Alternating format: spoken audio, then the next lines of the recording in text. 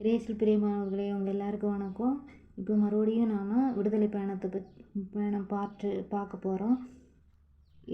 ஏற்கனவே 7 துன்பங்களால் எகிப்தில் பயங்கரமாக அழிவெல்லாம் ஏற்பட்டிருக்கும். 7 துன்பம் ஆகியுமே பார்வோன் மனசே மாற மாட்டார்.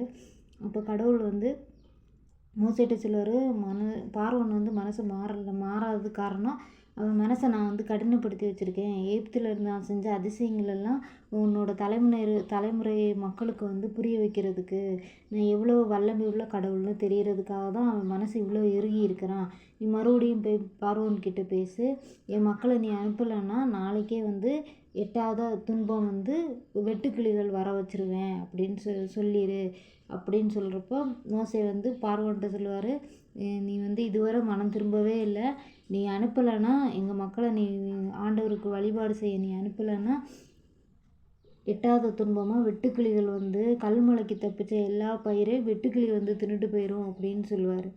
அப்போவும் பார்வோன் கண்டுக்க மாட்டான். ஆனால் பார்வோன் சபையில் இருக்கிற அரசவையில் இருக்கிற அலுவலர்களெல்லாம் கூப்பிட்டு சொல்லுவாங்க, இவன் நமக்கு பிரச்சனையாயிட்டே இருக்கிறான், எகிப்து அழிஞ்சிட்டு இருக்கிறது உங்களுக்கு தெரியலையா அப்படின்னு கேட்பாங்க. அப்போ மோசே ஆரோனையும் வர வச்சுருவான்.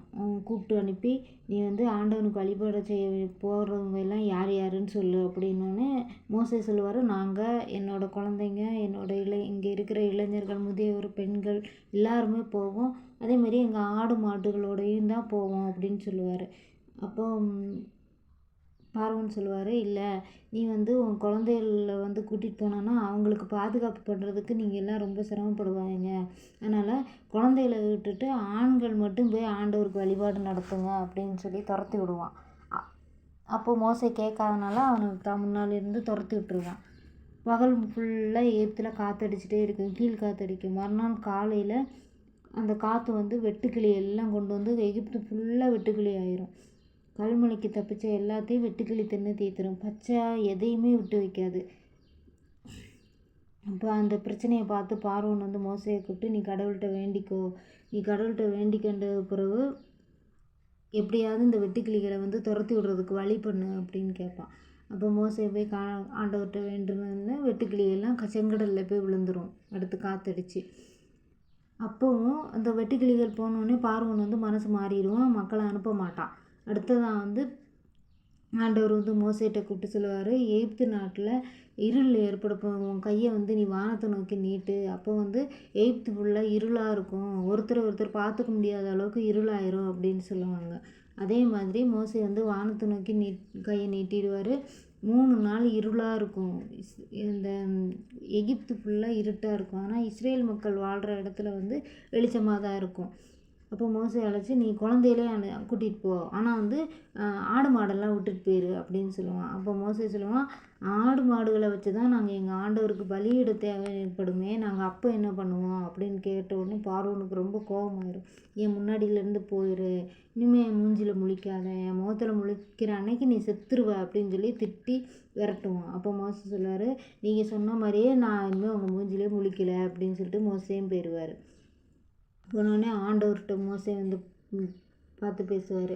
இப்போ ஆண்டவர் சொல்லுவார் மோசேட்ட, பார்வோனுக்கு மேலே எகிப்து மேலெல்லாம் கொள்ளை நோய் வர வைக்க போகிறேன், அவன் உங்களை போக விடுறதோட உங்களையெல்லாம் விரட்டி விடுற அளவுக்கு பிரச்சனை ஆயிரும் அப்படின்னு சொல்லுவார்.